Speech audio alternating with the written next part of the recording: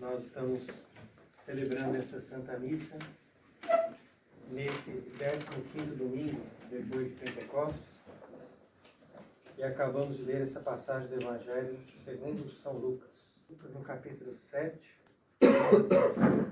que Jesus saiu para uma cidade chamada Naim, ia com seus discípulos, e quando chegou perto da cidade, no caso na porta da cidade, eles levavam um defunto, que era o filho único de uma mãe viúva. Então muita gente da cidade acompanhava esse velório, e ao vê-la, o Senhor, movido de compaixão para com ela, disse: "Não chores." Depois ele se aproximou ali do esquife, tocou e, tendo parado os que levaram, disse: "Jovem, eu te ordeno, levanta-te." E o que estava morto sentou-se e começou a falar. E em seguida, Jesus o entregou à sua mãe. Então toda a gente ficou cheia de temor, glorificava a Deus, dizendo: "Apareceu um grande profeta entre nós e Deus visitou o seu povo." Então aqui veja que o Evangelho já fala dessa situação da morte, né? Quer dizer que a morte que estava nos visitando. E depois termina dizendo: ó, Deus visitou o seu povo. Então você veja aqui bem a lógica da morte de um lado e Deus do outro lado. É interessante, inclusive, que a origem da palavra Deus é a mesma raiz da palavra dias. A gente fala em português dia, né? Então, Deus é o dia. Então, Ele que faz a luz, que faz a vida, que faz acontecer o dia para acabar com a nossa noite. Na medida em que nós estamos, na nossa realidade humana, convivendo mais com a noite do que com o dia. Então, quando nós falamos de noite, nós podemos também imaginar não só a morte, mas toda ocasião de sofrimento, de separação, de luto, de tristeza, de falta de alguém, de falta de alguma coisa, de falta da própria saúde. Então, tudo isso é a noite. Então, eu vejo que São João da Cruz, quando ele descreve na vida espiritual aquilo que acontece na alma, ele fala de uma noite escura e não de um dia claro. E se alguém que não conhece direito a doutrina cristã começa a ler isso e fala: não, mas isso aqui não é o cristianismo, isso aqui não pode ser a doutrina de Deus, ele está falando de noite ainda mais escura. Ao invés de falar de um dia claro, de coisas boas, né, como hoje em dia estamos acostumados, se a gente for numa missa moderna, as pessoas vão simplesmente dizer: olha, nós temos que aproveitar a vida, temos que ter coisas boas, temos que procurar viver felizes, né? E eles vão evitar falar de tudo aquilo que mostra o nosso sofrimento. Isso aí é uma enganação, porque o médico não pode receber o paciente vendo uma ferida e dizer: olha, não tem problema, tampa essa ferida, não acredite que ela existe. A ferida não existe. Né? E você vai para sua casa e fique tranquilo, aproveite o dia, vai trabalhar e a pessoa está lá com a ferida. Então, ela vai morrer. Então, o médico que é certo, ele faz o quê? Ele fala: não, vem aqui, deixa eu curar. Ah, não, mas vai doer. Ah, não, mas tem que doer. Ah, não, mas vai ter que passar o remédio dentro. Vai ter que fazer. Por quê? Porque é só assim que nós vamos curar a ferida. Então, da mesma forma, Jesus tocou esse sepulcro aí, esse caixão. Chegou ali, tocou o caixão, para mostrar o seguinte: ó, eu estou aqui, presente nessa morte. Antes eu estava lá no céu, alguém podia dizer: ó, Deus não está se importando conosco, nós estamos aqui sofrendo, essa pessoa está morrendo, e Deus está lá. Mas agora ele está aqui. Ele visitou, e ele tocou nesse caixão. Então isso é para mostrar que nós não temos mais necessidade de chorar, no sentido de nos desesperar diante de uma coisa que a gente não pode resolver. Então, principalmente nos tempos que nós estamos vivendo, são tempos difíceis, tempos que as pessoas sofrem muito, tempos onde acontecem coisas assim que a gente nem sequer podia imaginar no passado. Imagine que o quanto que as pessoas fazem de maldade, maldade com crianças, maldade com pessoas inocentes, guerras e coisas horríveis, pessoas mutiladas, pessoas que são aleijadas por causa dessas coisas, por causa de experimentos, de guerras, de coisas horríveis. E tudo isso causa nessas pessoas um grande sofrimento, mas eles têm que encontrar uma esperança. Então é aqui que nós encontramos também a palavra de Deus. Isso aqui não é uma fábula, não é uma historinha. Jesus falou para esse menino, jovem, eu te ordeno, levanta-te. Por quê? Porque isso aqui era um filho único de uma mãe. Quando Jesus viu o sofrimento dessa mãe, ele falou assim, não, essa mãe está sofrendo. E ele lembrou da própria mãe, porque ele também era filho único de uma mãe viúva. Quer dizer que era uma pessoa sozinha. E ele falou, olha, agora você, aqui, né, no caso dessa senhora que estava ali com o filho, ia sepultar, falou, você representa a minha mãe.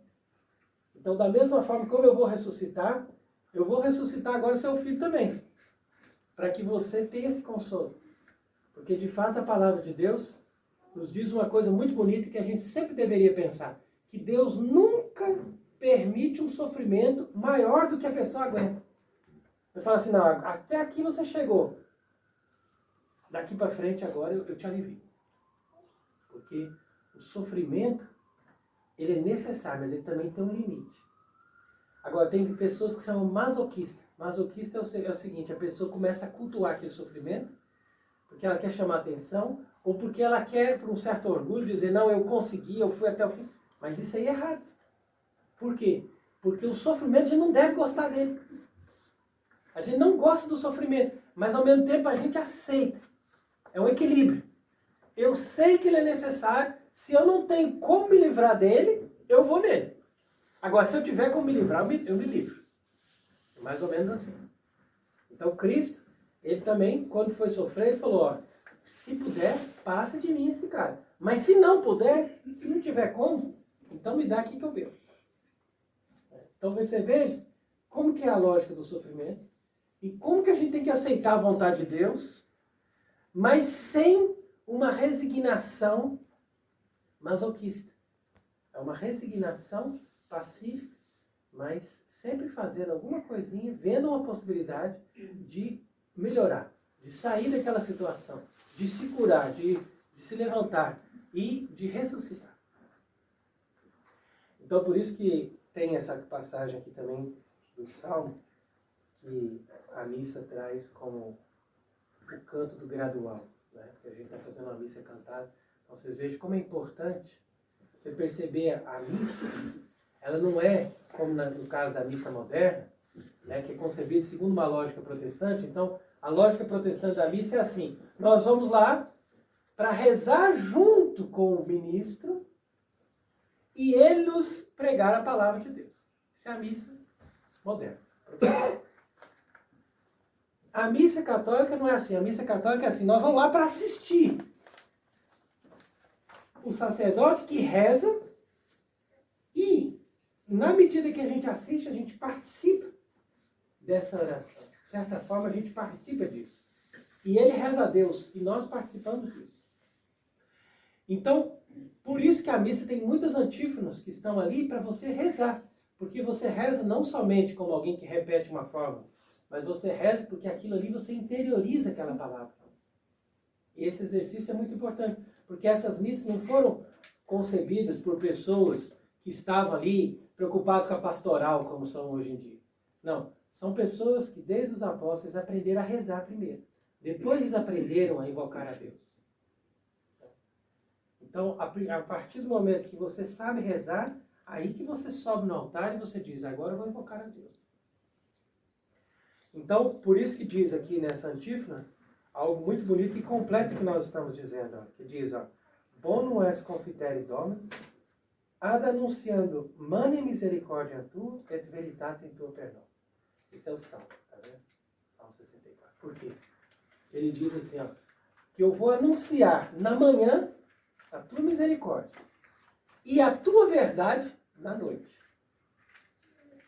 Então, por que tem a diferença da manhã e da noite?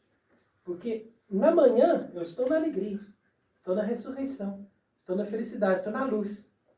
Nessa hora eu proclamo a misericórdia de Deus. Olha como que Deus foi bom, olha o que ele fez por mim e tal. Então eu estou no louvor da manhã. Agora, na noite, eu anuncio a verdade. Veritatem tua pernão. Por quê? Porque na noite eu não tenho a consolação para proclamar aquele louvor da misericórdia de Deus. Mas eu tenho a base, que é a fé. Então, durante a noite, a gente vai na fé, vai na proclamação da verdade. E você fala, até o fim eu chego. Eu atravesso a noite na fé. Eu não estou vendo, eu não estou sendo consolado, mas eu vou chegar pela fé. É isso que a pessoa deveria pensar no velório, ou no momento que a pessoa está triste, ou no momento que a pessoa fala, eu estou na noite, estou na escuridão. Aí eu falo, não, o que eu quero? Eu quero a consolação, eu quero a misericórdia, eu quero uma situação de alegria. Não, não tem que querer amanhã no meio da noite. Eu tenho que esperar amanhã. Mas eu tenho que saber, olha, enquanto for noite, eu tenho que manter a minha caminhada noturna. Porque não é o meu desespero que vai fazer o dia nascer. Mas é a minha esperança de atravessar a noite que vai me fazer chegar bem no momento que chegar o dia. Você sabe como é que é isso? Ninguém vai mudar a sua própria noite. O que você tiver que atravessar, você vai atravessar. Agora, se você anuncia a verdade, no caso para você mesmo, por isso que fala, né? Anunciando misericórdia a tudo, mane, e depois fala, e proclamando a tua verdade, né? Como diz aqui, ó, et veritatem tua pernão. Então, você tem que pregar a própria verdade de Deus para você mesmo. Depois a gente pode até explicar para os outros qual que é a verdade, mas primeiro essa verdade, ou seja, essa fé, aquilo que a gente recebeu como a verdade revelada, isso você tem que ter para te guiar na noite. E é isso que faz a pessoa suportar, às vezes, coisas difíceis, coisas que humanamente seriam impossíveis, mas que ajuda a pessoa a atravessar aqueles momentos de sofrimento até que ela chegue na plenitude. Porque a fé também nos ensina que Deus é dia. Se Ele é dia, Ele é vida. Se Ele é vida, Ele tem vida em abundância. Vida em abundância não é uma vida mais ou menos, como as pessoas falam, não, você vai morrer, você vai ficar dormindo. Ou então, não, você vai morrer, você vai experimentar uma certa alegria, num lugar mais ou menos iluminado, onde você vai ter mais ou menos um conhecimento. Não, é tudo em plenitude. É o dia pleno. Então, se eu já tive alguma plenitude nessa vida, imagina, você já teve um dia maravilhoso, um dia que você tinha tudo, saúde, alegria, bem-estar, que você dizer, nossa, mas aquele dia para mim foi maravilhoso. Pronto, esse dia não é nem 1% da felicidade do dia do céu. Porque no céu você vai ter essa plenitude e muito mais. Só que isso não chega depois de qualquer coisa. Ele chega depois da noite. O dia vem depois da noite. Quer dizer que essa vida vem depois da morte. Essa plenitude vem depois do sofrimento. E essa verdade que nós anunciamos, ela que faz a pessoa atravessar a noite e chegar no dia. Então, por isso que é muito importante a gente refletir sobre isso e manter a fé católica nesse tempo de noite, de escuridão, para que um dia nós estejamos nessa luz plena, como esse dia de hoje, que é radiante, luminoso, nós estejamos nessa luz plena, nesse domingo eterno, nesta glória plena de Deus, que é o dia perfeito, a felicidade infinita e a luz mais radiante que toda luz. Então, que Deus possa nos ajudar sempre a atravessarmos as nossas noites e a estarmos sempre unidos a Ele, para vencermos com ele. Amém.